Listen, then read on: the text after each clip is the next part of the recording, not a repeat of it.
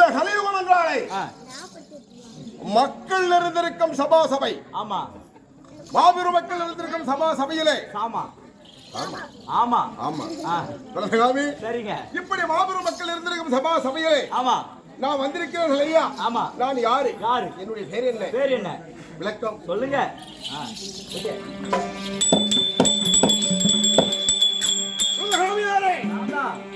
என்னுடைய விளக்கம் சொல்ல வேண்டும். ஆமா.